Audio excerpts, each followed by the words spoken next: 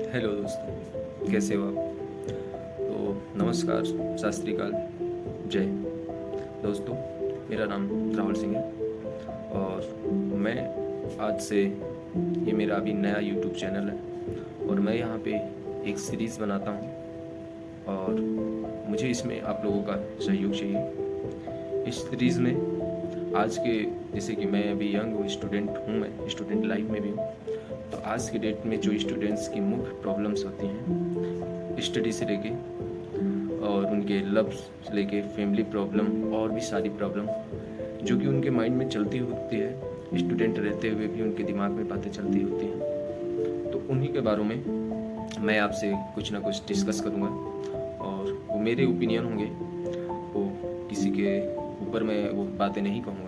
हाँ, अगर मुझे कोई कमेंट करके ये चीज़ें बताएगा कि आप इस बारे में वीडियो बनाइए, इस बारे में आपके क्या ओपिनियन है, तो मैं कोशिश करूँगा कि मैं उस जो भी वो टॉपिक देंगे उन टॉपिक्स के बारे में मैं अपना ओपिनियन रख सकूँ। तो नमस्कार दोस्तों, एक बार फिर से मेरा नाम राहुल सिंह है। ने एक हाल फिलहाल में एक हमारे दोस्त हैं, उनका घर से, चूँकि अभी जैसे एक मुद्दा चल रहा है सुप्रीम कोर्ट का कि फैसला आया है और उन्होंने जो है उस फैसले का विरोध भी प्रकट किया, बट कुछ कर नहीं सकते हैं। और वो बीएड कर रहे थे यहाँ प्रयागराज की धरती में। वो, जैसे कि आप जानते हैं, मैं भी प्रयागराज से हूँ, तो हमारे साथ में ही वो अब कोचिंग करते थे और हमारे साथ में लाइब्रेरी में वो प्रिपरेशन कर रहे थे टेट और सुपर टेट, सी टेट वगैरह का।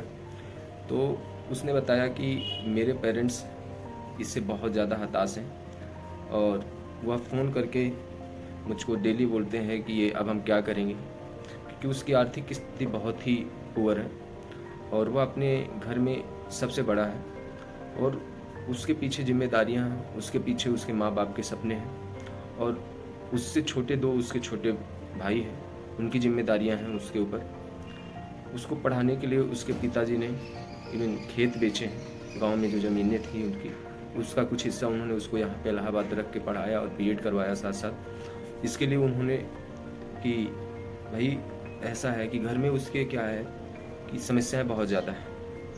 अगर जिसके घर में कोई कमाने वाला नहीं है और जिसका बैकग्राउंड फार्मर का है, जिसका सिर्फ और सिर्फ एक ही पैसे आने का स्रोत, आय का स्रोत, वो भी किसानी है। और किसान का हाल, मैं भी किसान घर से बिलोंग करता हूँ, मैं बहुत भली भांति उससे रूबरू हूँ और जानता हूँ कि कितनी सारी प्रॉब्लम्स होती हैं। किसान को इतना कुछ उसी में से करके अपने बच्चों को दवाई, पढ़ाई, लिखाई सब कुछ उसी में से करवाना होता है, उनके सारे खर्चे उसी किसानी से करना होता है। किसान 4 महीने फसल को उगाता है और 4 महीने उगाने के बाद जब समय आता है उसका काटने का, यदि कोई प्राकृतिक आपदा आ गई तो फसल पूरी तरह से नष्ट हो जाती है और उसका जो मिलना चाहिए उसको 100%, उसका वो 10-20% भी नहीं प्राप्त कर पाता है। कभी कभी तो पूरी तरह नष्ट हो जाता है और यदि थोड़ा बहुत बच गया तो 10-20% वो प्राप्त करता है। लेकिन उस 10-20% में वो कुछ भी नहीं कर सकता है, वो उसकी लागत भी नहीं निकाल पाता है, तो वो अपना खर्च कहाँ से चलाएगा।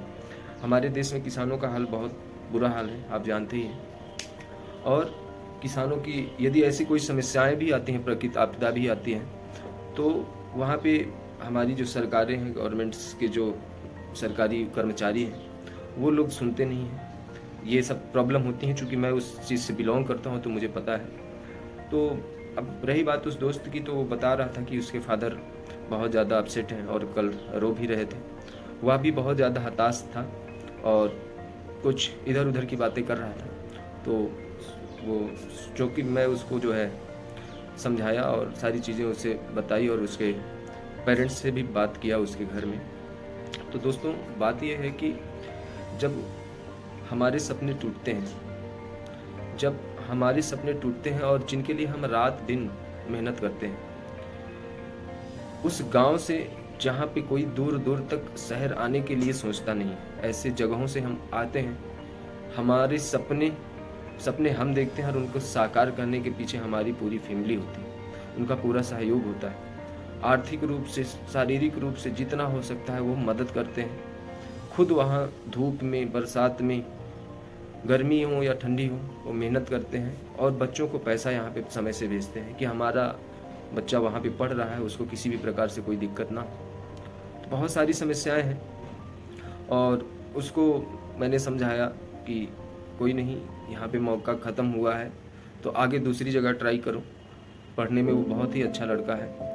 और बस यही सारी चीज़ें आपसे शेयर करनी थी कि ऐसे किसी के पास समस्याएं तो आपको समस्या से भागना नहीं है, समस्या को डट कर मुकाबला करना है। मानता हूँ जो हमारे सपोर्टर होते हैं, इवन हमारे माता पिता, कभी कभी वो हमसे ज़्यादा मजबूत हैं, लेकिन कभी कभी वो भी घबरा जाते हैं। चूँकि हम बड़े हो गए हैं तो हमें भी अपनी समझदारी का परिचय देना पड़ता है और हमको उनको संबल बांधना चाहिए, समझाना चाहिए कि इसमें नहीं पिताजी तो इसमें मैं ट्राई करता हूँ, इसमें अच्छा करूँगा।